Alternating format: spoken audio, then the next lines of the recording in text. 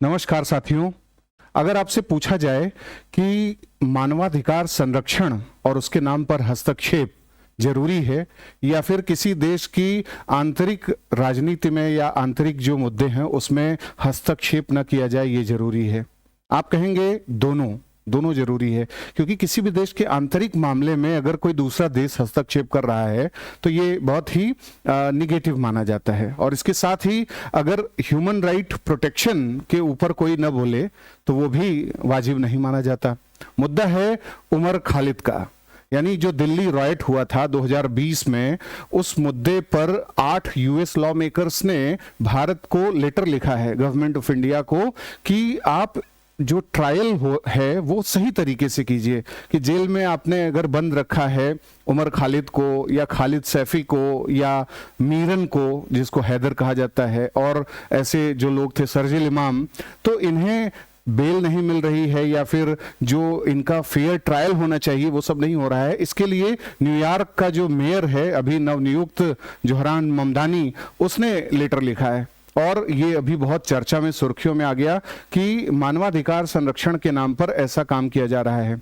अमेरिकी law maker अक्सर ये सब काम करते रहे हैं और कई बार ये सवाल उठा कि क्या अमेरिका को इस तरीके का काम करना चाहिए। भारत के खिलाफ कहीं इंडिया का जो ग्लोबल इमेज है या इंडिया का जो भी इमेज है, जैसा भी जिसके मन में हो, उन सबको बिगाड़ने की कहीं कोशिश तो नहीं है, या फिर ये सही है। क्योंकि दोनों तरीके के लोग हैं, दोनों पक्षों पर विचार विमर्श करने वाले लोग हैं। ये तो जरूर बात है कि भारत में फेयर ट्रायल होना चाहिए, प्रोसीजर एस्टैब्लिश्ड बाय लॉ होना चाहिए, उन सब का पालन जरूरी है। लेकिन भारत सरकार का और हमारे जो लॉ इन्फोर्समेंट एजेंसीज हैं, जिन्होंने अनलॉफुल एक्टिविटीज प्रिवेंशन एक्ट 1967 की धाराओं के तहत इनके ऊपर आरोप लगाया, उमर खालिद के ऊपर, जो जवाहरलाल नेहरू विश्वविद्यालय से संबंधित रहे हैं, तो इन्होंने उस दौर में यानी 2020 में जब दिल्ली दंगे हुए थे, ऐसा क्या क्या कहा था कि इनके ऊपर ये केस चला और इन्हें बुक किया गया और फिर जेल डाला गया।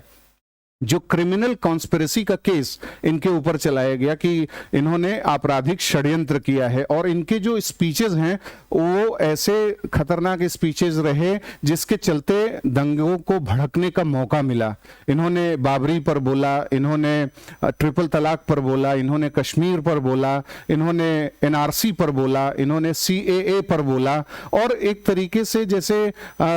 एक कम्युनिटी के मन में खौफ पैदा करना कि सरकार की नीतियां, सरकार की मंशा, सरकार का सब कुछ अगर किसी एक कम्युनिटी के खिलाफ है, इस तरीके की बातें कही गई। और हमारे यहाँ जो दंड विधान है, अगर आप देखेंगे, उस दंड विधान में कहा गया है कि अगर सरकार के प्रति आप जो है सरकार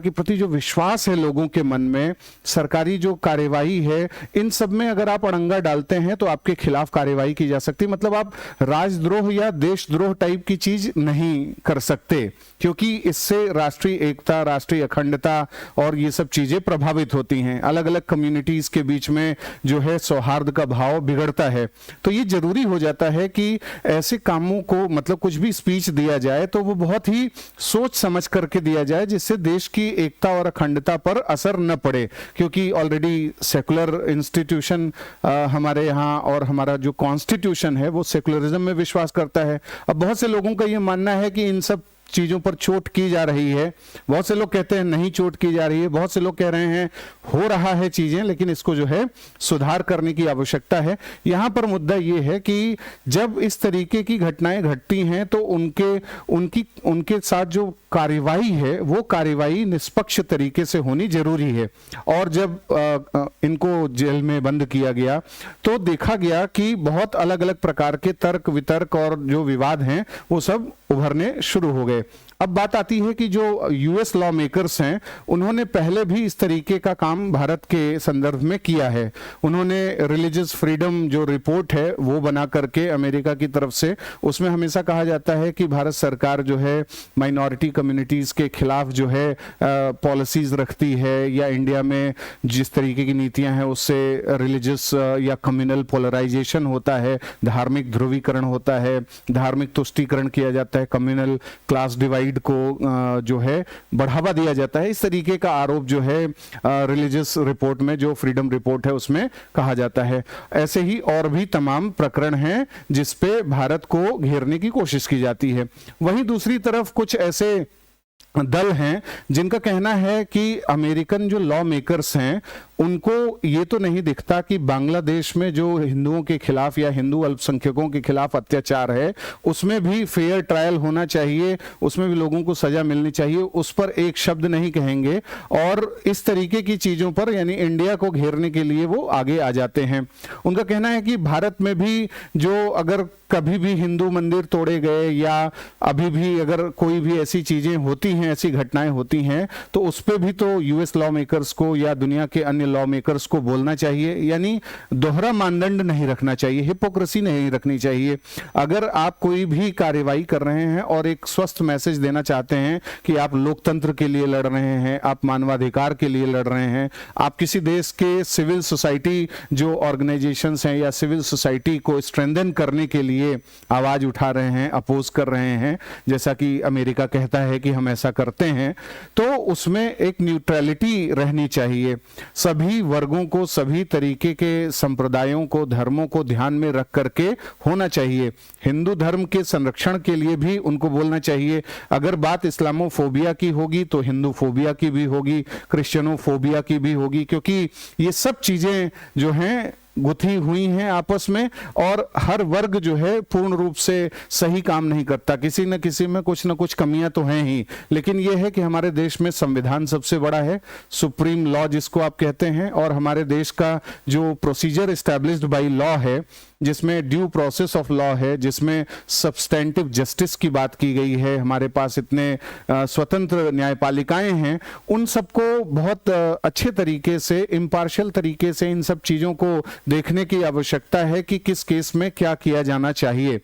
अगर भारत विरोधी बातें की जाती हैं, अगर सिलीगुड़ी गलियारे को काटने की बात की जाती है, अगर नॉर्थ ईस्ट को भारत से अलग करने की बात की जाती है, चाहे वो कोई भी बोले, चाहे वो शर्जील इमाम बोलें या खालिद बोलें या कोई भी ऐसा व्यक्ति बोले, और अगर वो अमरावती में या कहीं भी ऐसी जगह जाकर के बहुत ही कंट्रोवर्शियल स्पीच दे, ठीक है, और देश के अलग अलग जो समुदाय हैं उनके मन में अविश्वास की भावना भरने की कोशिश करे, तो ये बहुत गलत चला जाता है। देश को सुधारना सही है, देश में अच्छी चीजें हों, गवर्नेंस का पैटर्न सही हो, गवर्नमेंट की पॉलिसीज न्यूट्रल हो, गवर्नमेंट सबके प्रति अच्छा काम करे, ये तो सबकी मंशा होनी चाहिए। इसमें तो दो राय नहीं है कि इससे ही सही मायनों में राम राज आएगा। लेकिन यह है कि जब सरकार आपने चुनी है और सरकार को ही ये सब चीजें करनी है, सरकार को ही डिलीवर करना है अपनी पॉलिसीज के थ्रू, अपने लेजिस्लेशन के थ्रू, अपने एग्जीक्यूटिव ऑर्डर के थ्रू, तो सरकार को एकदम से गलत और जाहिल मान करके उसके खिलाफ कार्यवाही करना शुरू करना। अब नक्सली और माओवादी बोले सब कुछ अन्याय हो रहा है देश में, हमें खुद की सरकार चाहिए, हम अपनी खुद की पैरेलल गवर्नमेंट चलाएंगे, खुद की जुडिशरी चलाएंगे, तो वो कहीं से जायज नहीं है। इसी तरीके से अगर खालिस्तानी बोलें कि नहीं ठीक नहीं हो रहा है हमारे कौम के साथ, हमें एक नया देश बनाना है, इसको भी जस्टिफाई नहीं किया जा सकता। नॉर्थ ईस्ट के जितने भी सेपरेटिस्ट मूवमेंट्स हैं उनको भी जस्टिफाई नहीं किया जा सकता। इसी तरीके से अगर आपके मन में असंतुष्टि है या आपके मन में अनरेस्ट है, तो इसका ये मतलब नहीं है कि वो उसकी अभिव्यक्ति रेडिकल फॉर्म में आए और वो देश की अखंडता के खिलाफ आए। इंटीग्रिटी यानी राष्ट्र की अखंडता और अक्षुण्णता के खिलाफ तो नहीं ही बोलना चाहिए। अगर आप बोलेंगे तो सरकार इस तरीके की है, सरकार तो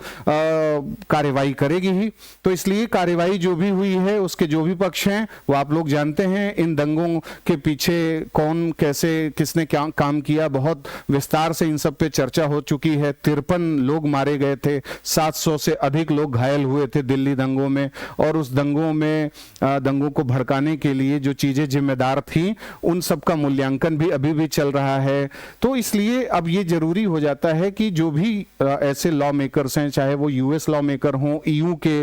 यूरोपियन यूनियन के लॉ मेकर्स हों, अगर वो इंडिया के बारे में कुछ भी ऐसा बोलते हैं तो आजकल तो हमारा जो विदेश मंत्रालय है वो प्रेस रिलीज जारी करके साफ तौर पर कह देता है कि भाई हम इसे दरकिनार करते हैं, आपके जो कंसर्न्स हैं, आप प्रेजुडिस, आप पूर्वाग्रही होकर के बोल रहे हैं। तो सरकार इस पर भी अपना मत अभी आगे रखेगी ही, लेकिन यह है कि संतुलन बहुत आवश्यक पक्ष है और जो जुडिशरी का जो रोल है वो भी बहुत इसमें इंपॉर्टेंट हो जाता है। उम्मीद है कि आपको एक संतुलित दृष्टिकोण इससे मिला होगा। अगर आपको ये कार्यक्रम पसंद आया, ये सेशन पसंद आया, तो अपने विचार भी आप हमें कमेंट बॉक्स में बता सकते हैं और लोगों के बीच में इसे साझा भी कर सकते हैं। धन्यवाद। किसी अगले प्रोग्राम में जल्द ही मिलते हैं।